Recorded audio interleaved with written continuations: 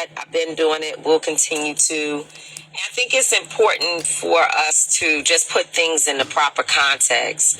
So for one, this about 48 to 72 hours. 72 is on the long side. That's a dangerous time frame if you let this type of stuff go for 72 hours. So it's about 48 hours, 48 to 72 hours that you have when someone goes missing. And we, no matter what, those individuals who were involved, there were so many people. I mean, folks that you'll never hear of course, myself and a number of others, and people posting throughout the weekend.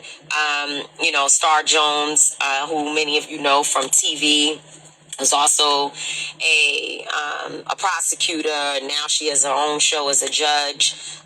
She was very, very adamant first thing in the morning on Saturday that we needed to weigh in and do everything we could. Friday night, as I sat at the Sean Carter Foundation 20th year anniversary gala, many of you were reaching out and saying, hey, this happened, this young lady is missing. And so I already intended to get involved, but then I found out the next morning she was also my sorority sister, which of course, made it even more intense. And so we weighed in, and I would do that anytime your family reached out saying that their child was missing, and she was in fact missing. So with all the details that we know now, she was in fact missing. Her family, from what I can tell, her parents, especially, who I'm praying really hard for, they did not know where their daughter was. So she was missing. And so therefore, everybody, anybody, all of us, any one of you who here on this live did exactly what we were supposed to do. And we should continue to do that, because there are black women, there are women, there are children, there are men missing, people being abducted, people being trafficked. Trafficking is a real serious issue. And so it's not something that we can look at this and say, oh, well, I'm never going to get involved anymore. And in fact, I heard someone saying, well, I'm not praying for anybody anymore. I'm just going to mind my business. That says more about you than even Carlee, unfortunately. So you really got to search yourself for what that means, that because someone has seemingly misreported or lied, or whatever language we want to use, that would make any one of us decide that we are not going to jump in that short window to try to save a life. So I just want to put that out there. I don't think anybody should be walking around. I got people texting me like, are you okay? How do you feel? Of course I feel disappointed.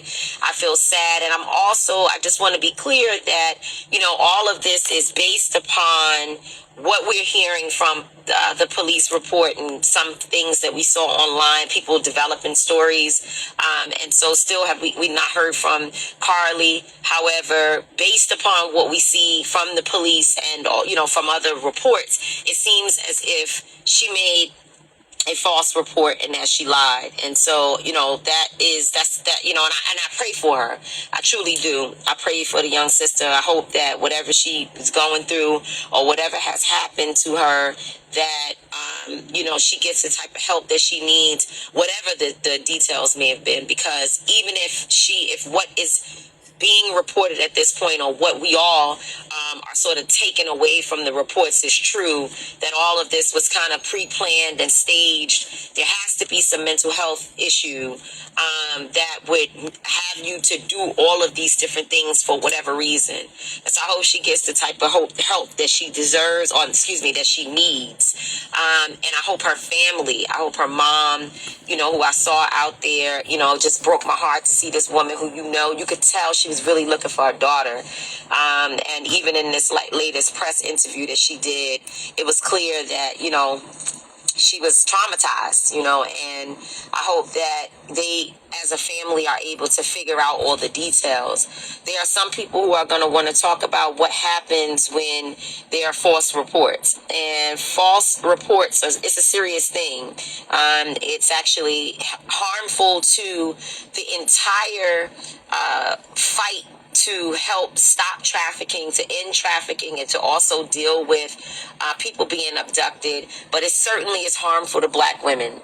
is very harmful to Black women, because we already have to fight to get the type of attention that we deserve and that we need when we go missing. And so when these types of situations happen, it really gives people an excuse, not to double down. And I appreciate, I didn't watch the press conference. I only heard a piece of it, but I do know that at some point in the press conference, I think the police chief or whoever the individual is that's speaking from the police department was asked by a reporter what this will mean going forward for women of color when there are reports made of them being missing. And I believe, based upon, again, third-hand or second-hand information, that he said that it doesn't mean anything, that we're going to search for all people the same. Like, we're not going to allow this incident to stop us from doing our jobs. And I hope that's true in Alabama and just across the nation.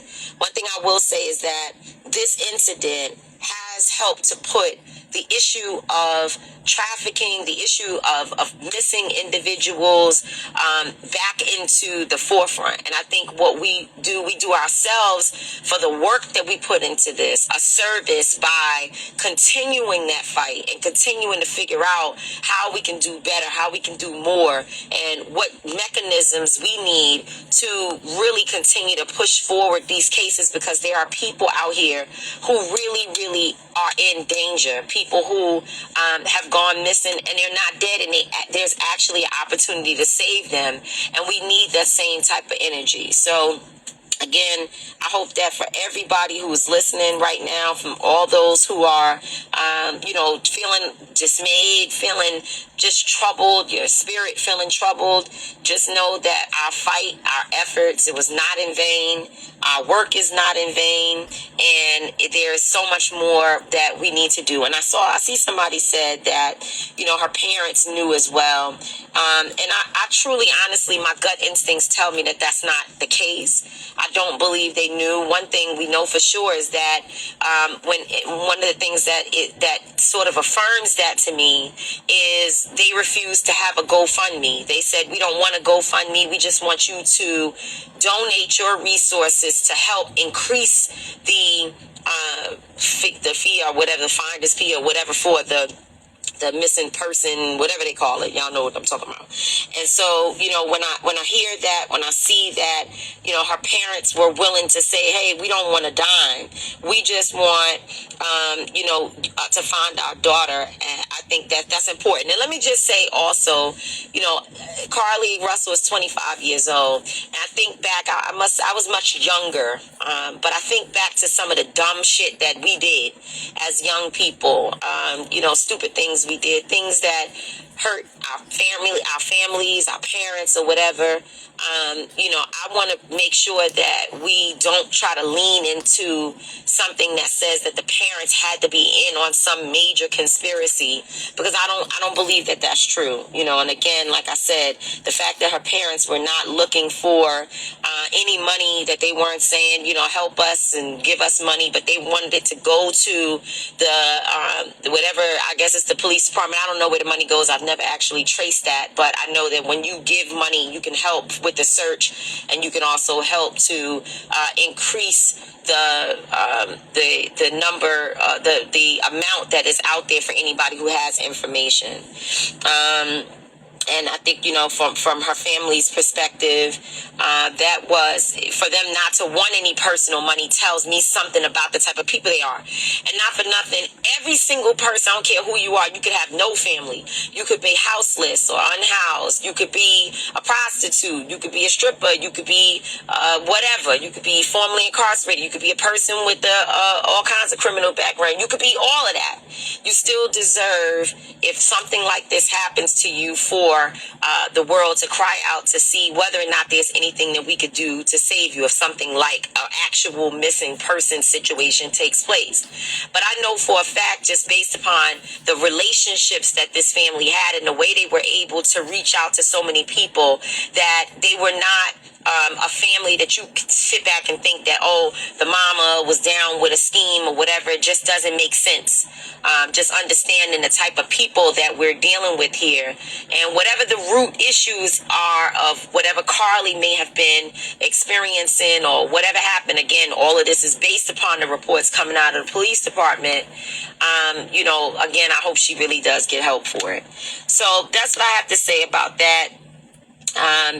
Again, I'm with you. I think it's Brittany. I really, truly does hate. I do, hate that this has happened. And I really, hope that we don't allow this to be a way for us to scapegoat for all of us to say that going forward, we got to scrutinize things because we don't have long.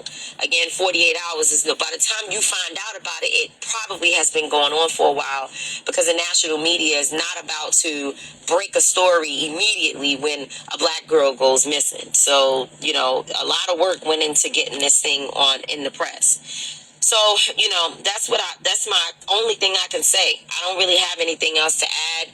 Do I feel bad? No. Do I feel anything? No. Actually, I'm proud of us. I'm proud of what we did. I'm proud of the way we came together.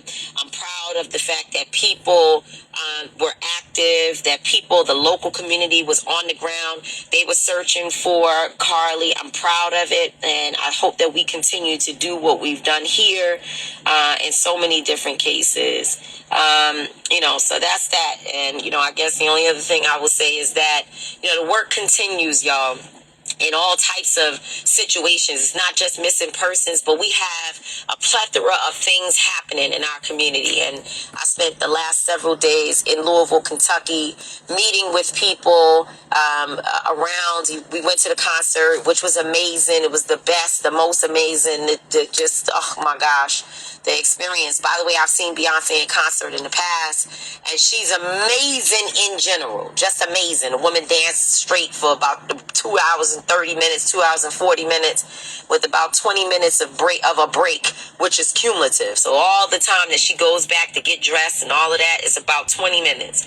So she does an amazing show. And the way in which she, really leaned into the city, leaned into the fact that Louisville wasn't a place to just come and put on the show and leave, but instead she was competent in terms of her understanding of what happened in Louisville, Brianna Taylor's family, and making sure that they felt loved, giving us 40 tickets that included her family, that included, so many different people from across the country, protesters. All of us were able to be there together. And again, Beyonce leaned into the pain. She leaned into the fight. She leaned into the courage. She stood in the middle of an audience after she did the Black Parade song, which, by the way, I'm in Black Parade, my little name. And when she came out to the song, it was an outfit change, a setting change. And when she came out, she screamed out "Until Freedom," which is my organization name. So that in itself was touching. She did the song. She mentions me. And then she stood in the middle of the audience for, over a minute with her fist in the air, her Black Power fist in the air. And the people went crazy because most of, the people who live in Louisville, even people who are not from Louisville, know about the pain and the fight and the struggle that has happened around Brianna Taylor and the fact that it still continues. And so we appreciate Beyonce for doing that. But beyond that, we were in Louisville, and we made sure to have several strategy meetings on how we're going to stop Daniel Cameron, the current Attorney General of Kentucky, who refused to prosecute those officers for killing Brianna. And now, of course, the feds have picked it up. They found many illegal things and many crimes committed in the midst of the Brianna Taylor, from the shooting all the way to the investigation and all the things that have happened afterwards. But he didn't find anything. So he's incompetent and a bunch of other stuff. And, we have a major campaign for the next 3.5 months or whatever to fight him so that he doesn't become governor. And so we had a lot of strategy sessions on that. And now that, and that's the work. Like for us, we jump in for emergency situations, and Carlee Russell was an emergency situation, but now we continue our work. And so we ask you to continue to support Until Freedom.